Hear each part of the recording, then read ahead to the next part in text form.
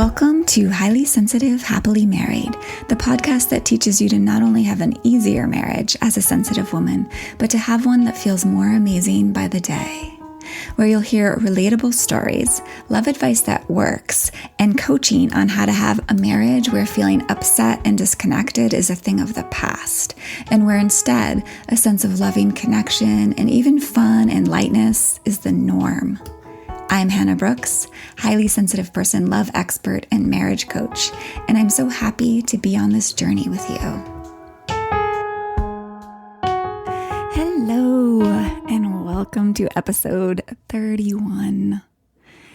I love this topic. I'm excited to bring it to you today.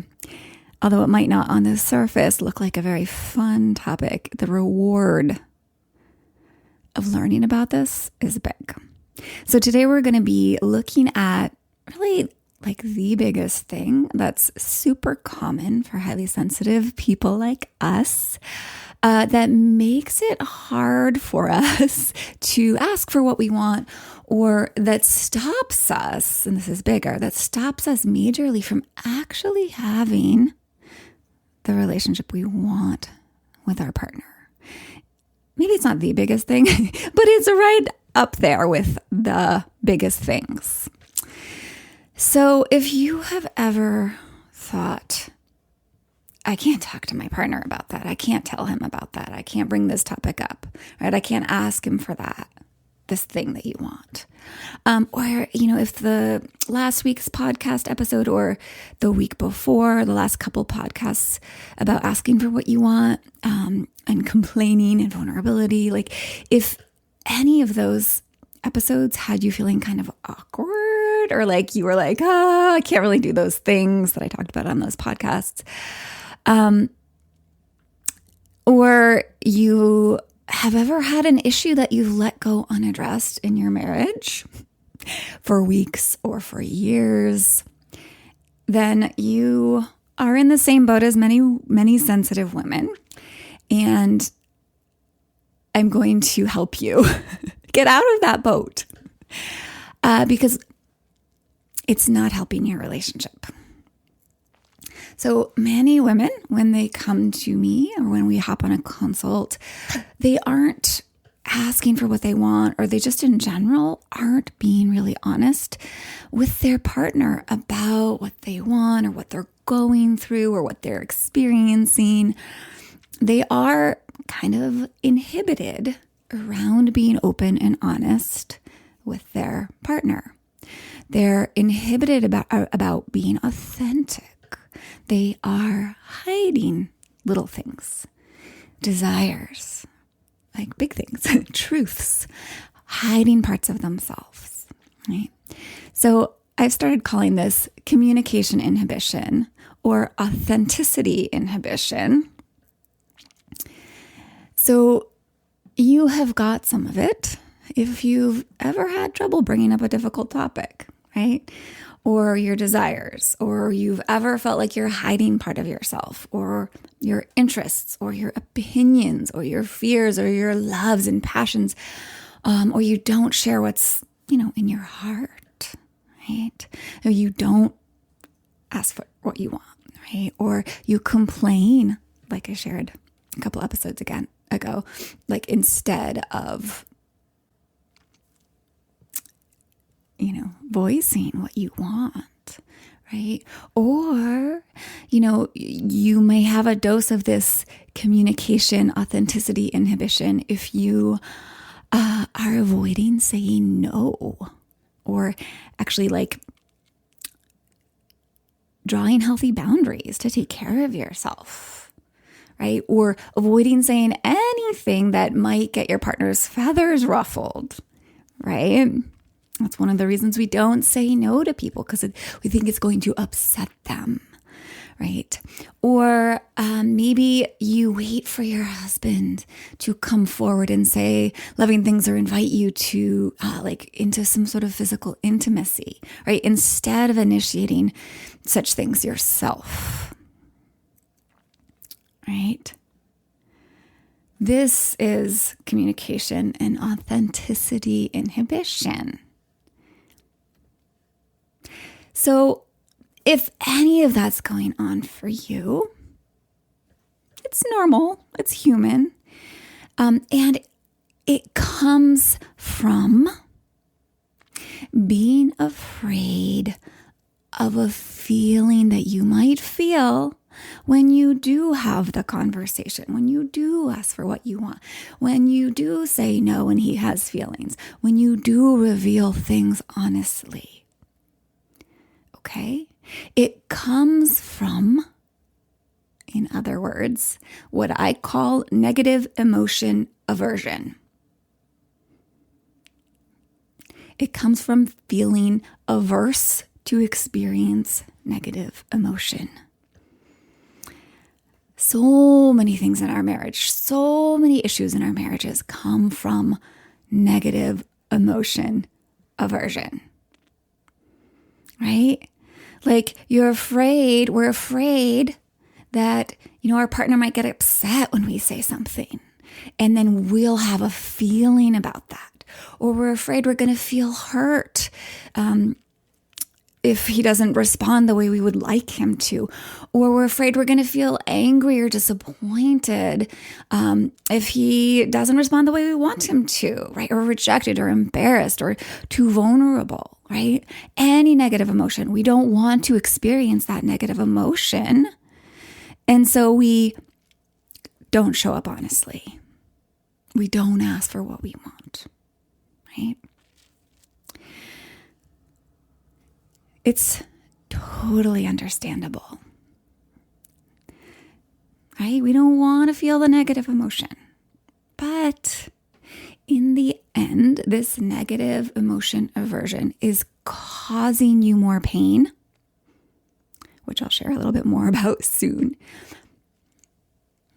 It's causing you more pain, and it's stealing from you the loving connection that I want for you, and I know that you want for yourself. So let's look at negative emotion aversion a little bit closer so that we can prevent it from causing so much unnecessary pain and suffering in our marriages. And, so we can actually create more positive emotion and positive results in our marriages. We're not just in one marriage together, all of us. All right. So again, let's just look at why it's totally natural to be negative emotion averse.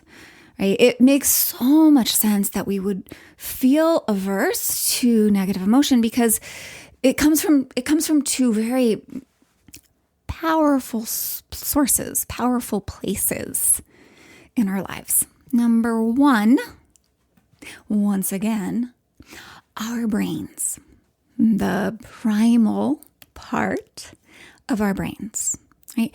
It is wired to push away from pain, right? To avoid pain and move towards pleasure.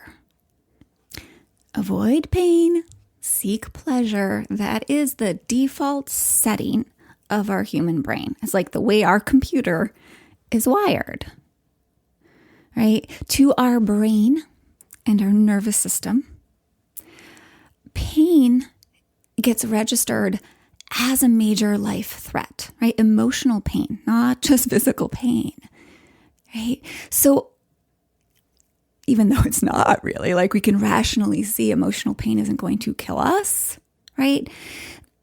But to our nervous system, to our brain, it registers as, this is going to kill me. So of course, it's going to be natural for our brain to move towards what doesn't threaten us, right? To seek what doesn't threaten us, comfort, right? And to move away from what supposedly threatens us.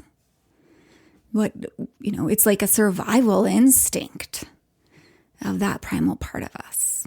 Okay. So it's good to just know that about that primal part of you. Now, side note is that the primal part of our brain is not all there is to our human brain. We have so much more to our brains And that's a good thing. We do not need to be beholden to that part of our brain, but most of us haven't learned how not to be beholden to that part of our brain, which is where negative aversion and communication and authenticity inhibition come from. Okay.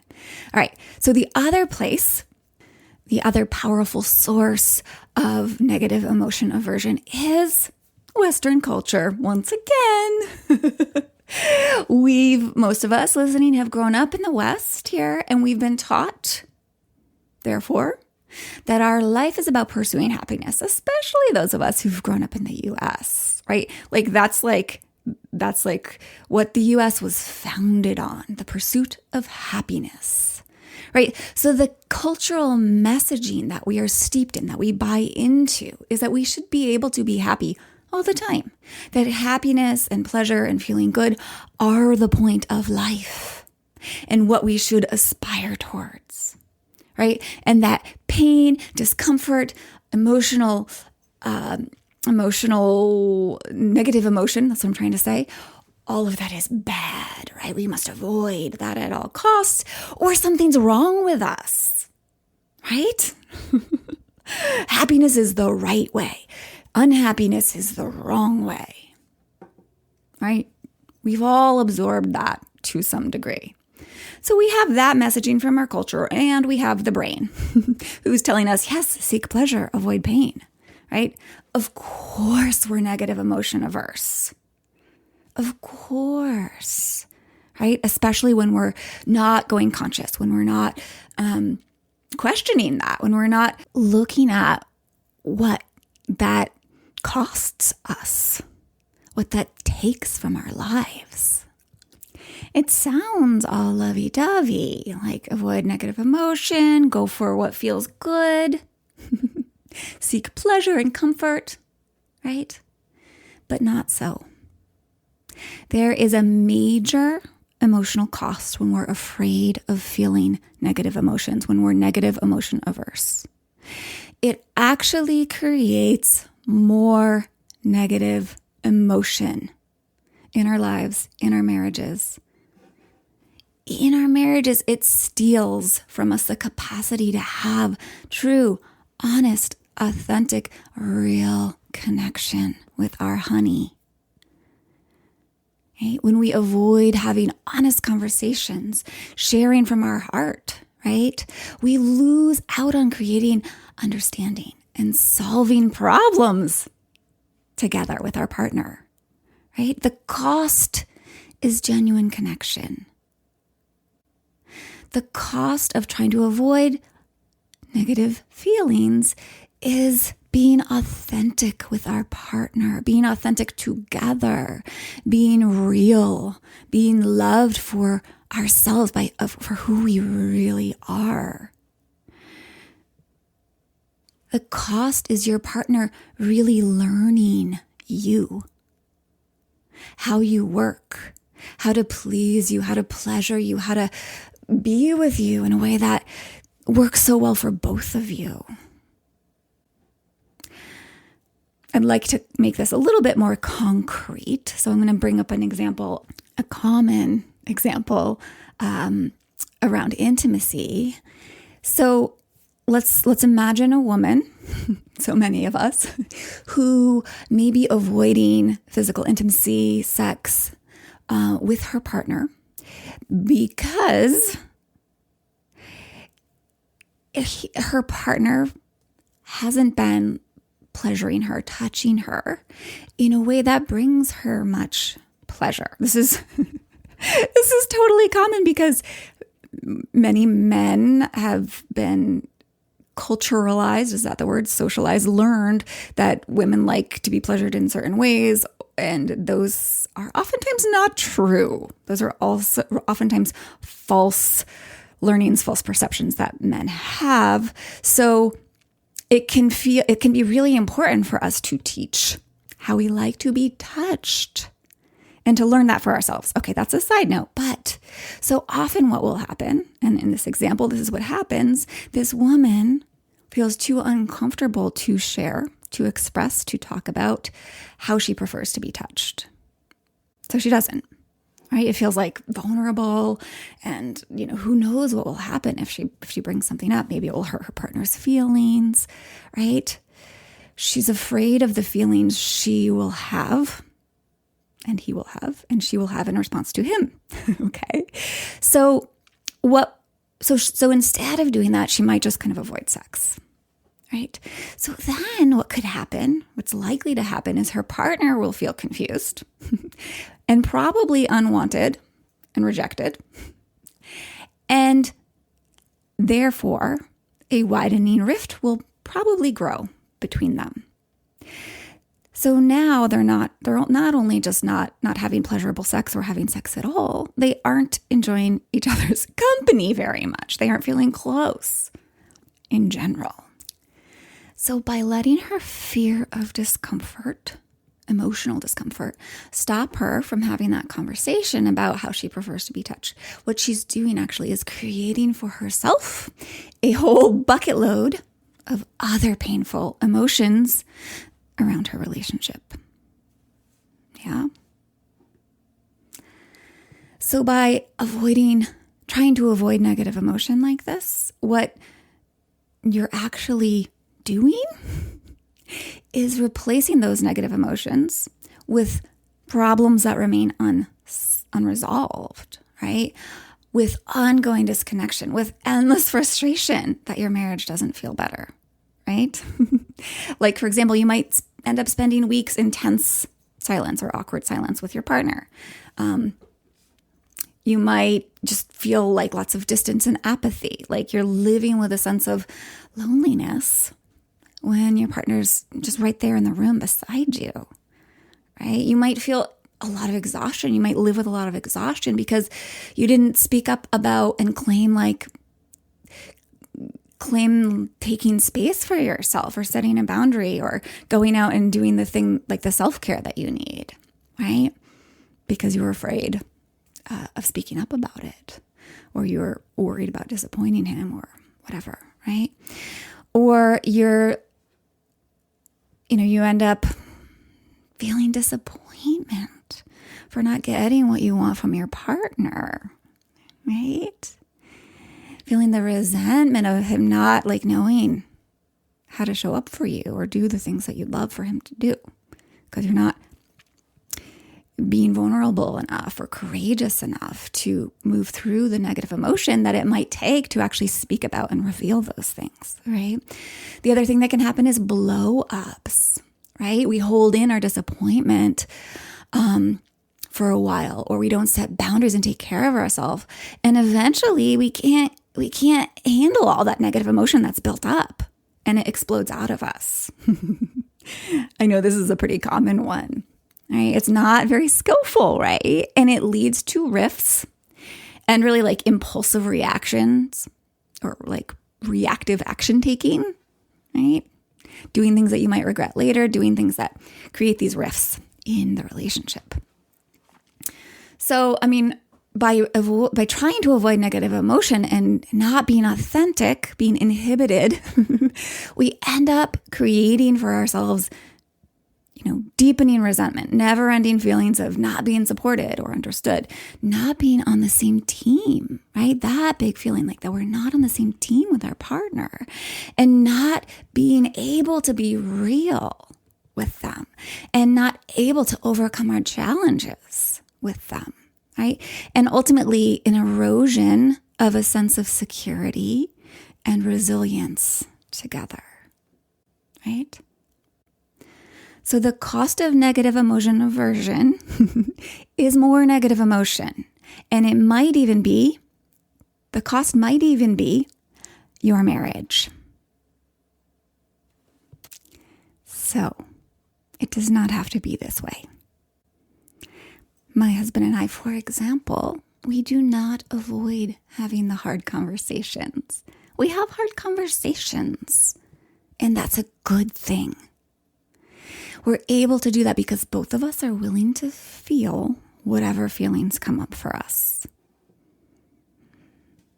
None of our hard feelings stay below the surface, silently seething, right?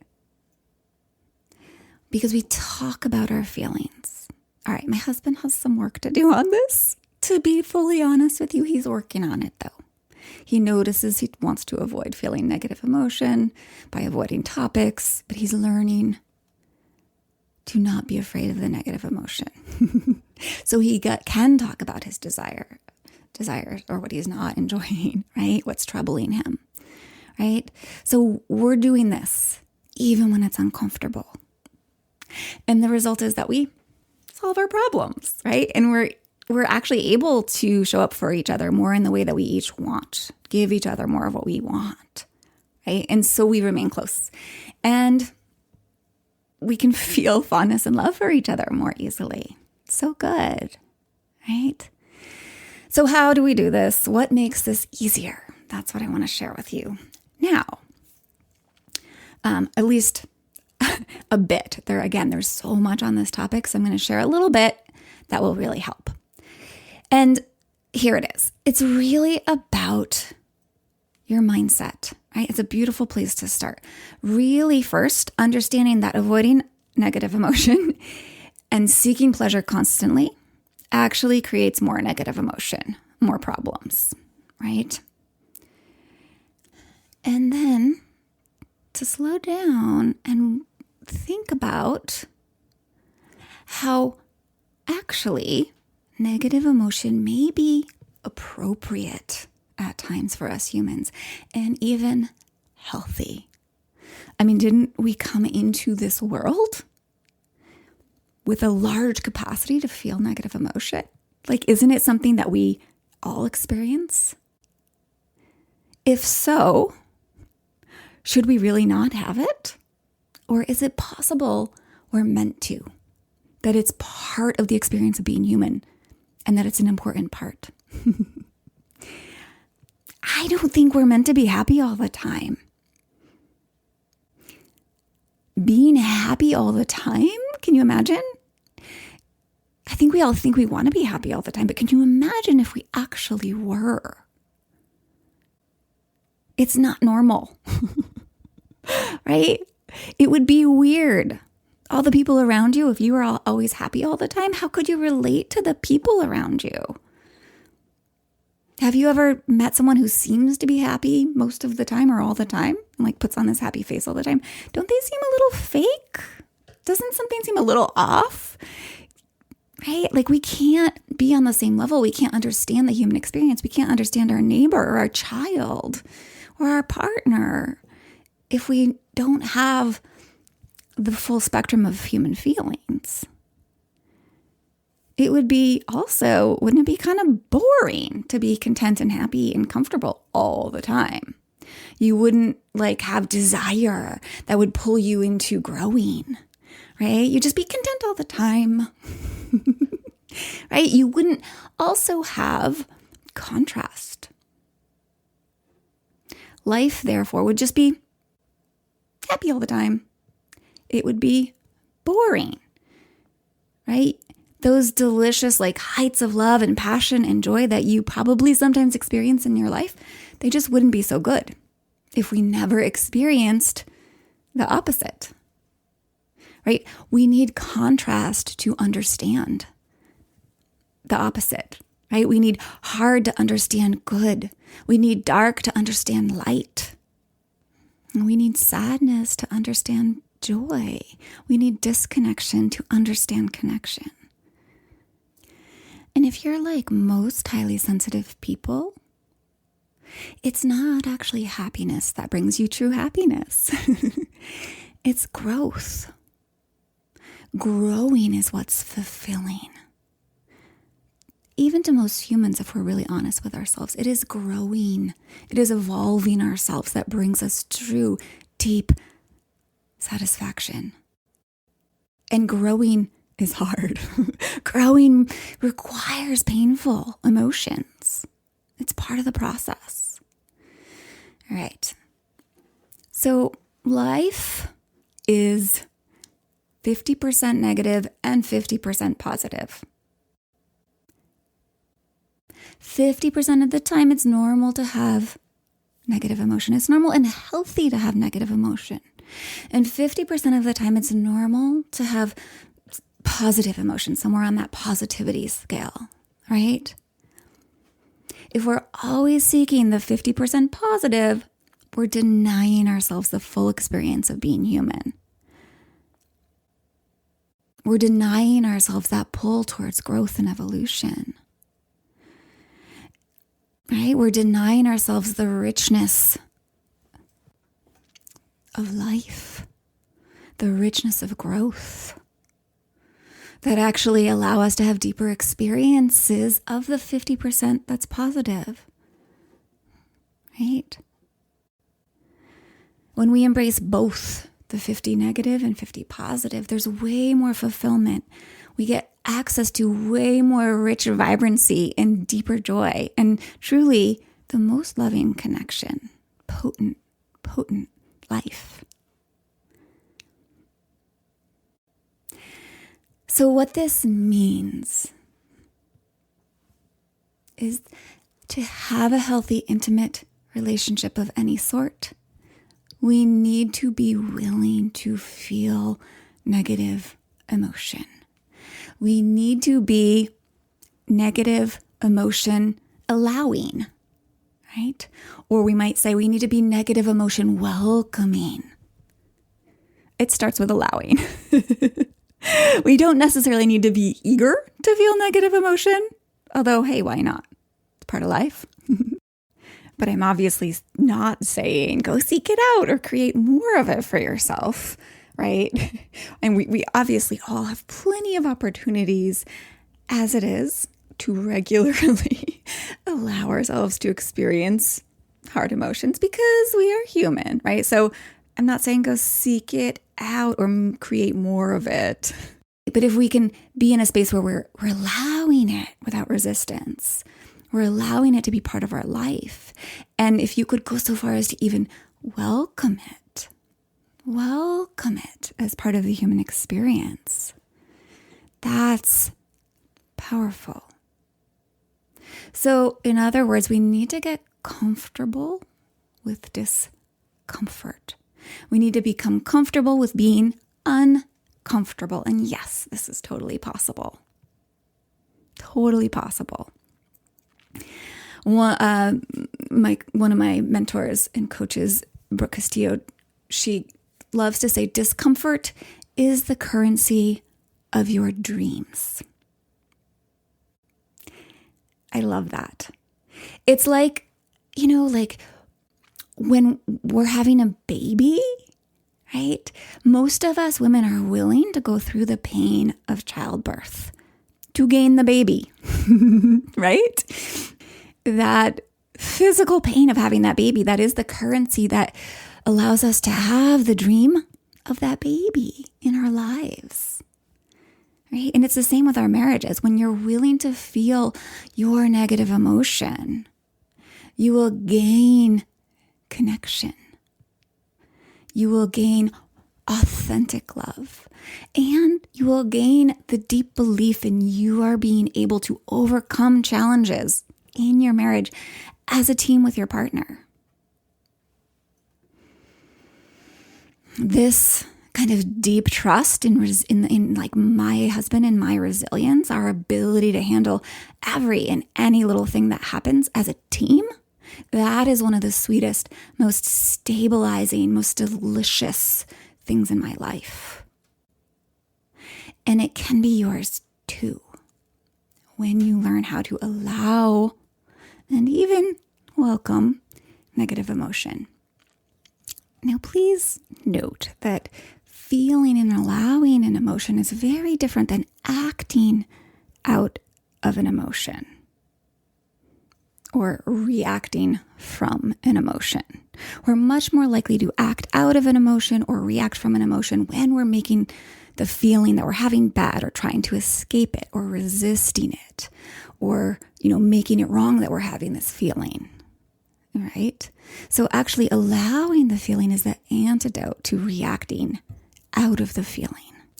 So instead of resisting or fighting against the feeling, make space for it, right? Allow it to be there. Let it be okay that you feel the discomfort of that emotion. When you do so, you will be able to say the hard thing. It might not be easy to say the hard thing, right? You will be able to ask for what you want. You will be able to share your desires. You will be able to reveal the things you might have felt shame about, or you might even feel shame about, right? But you'll be willing to feel that shame as you share.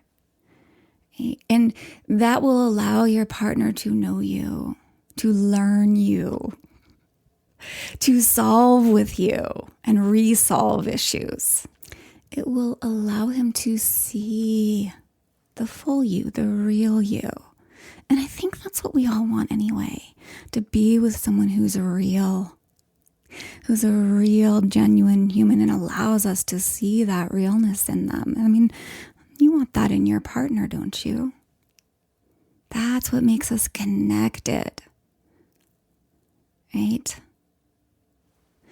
That's what will bring you more of the feelings you really want, that closeness, that togetherness. All right, so here's the thing. As highly sensitive people, we feel deeply. That's the beauty of us and the challenge sometimes. So fear of feeling these feelings, these harder feelings, the negative quote unquote emotions, that can be stronger in us, right? As can the feelings themselves, right? It can be intense. And so our work, even more than non-highly sensitive people, is to be able to feel deeply in a healthy way, to have a peaceful relationship with the full spectrum of human emotion, right? You are going to have negative emotions one way or the other.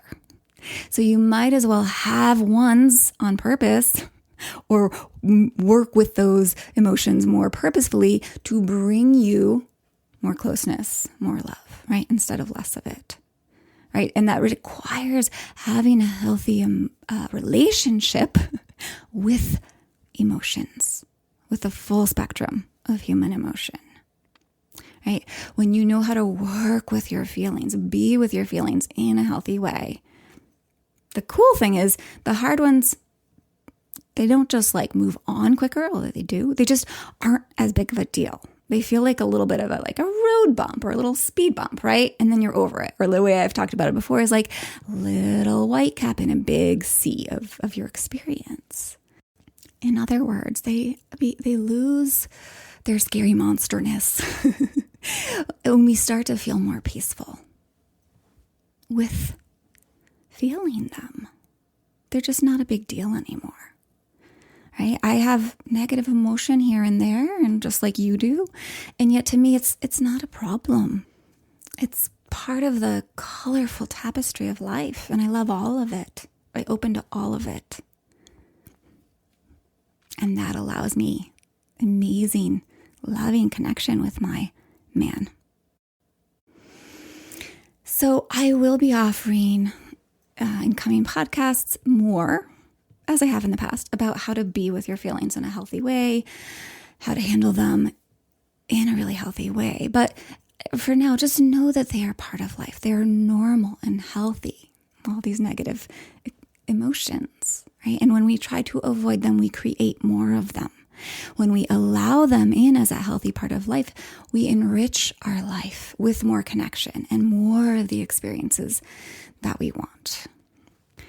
And healthy communication, healthy interactions with your partner come downstream from a healthy relationship with your emotions, the full spectrum, and from a sense of safety with those emotions inside yourself, which we will talk more about soon.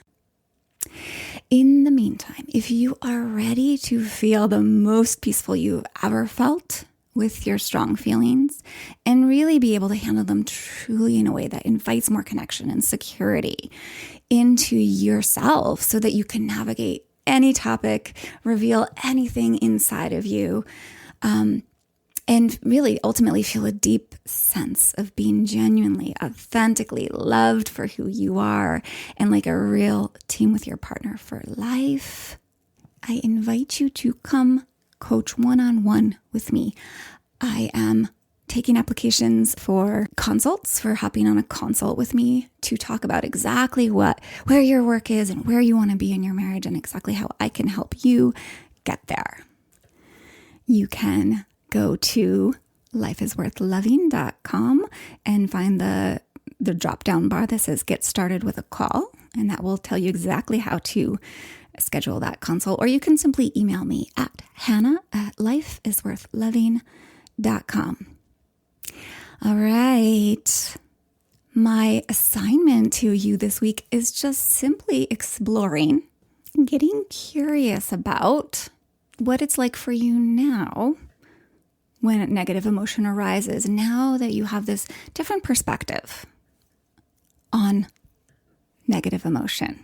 When you know that negative emotion aversion actually creates more negative emotion for you, and that negative emotion is actually normal and healthy part of being human. Just notice what shifts in you over the coming week as you let this episode sink in. All right, enjoy and be oh so well.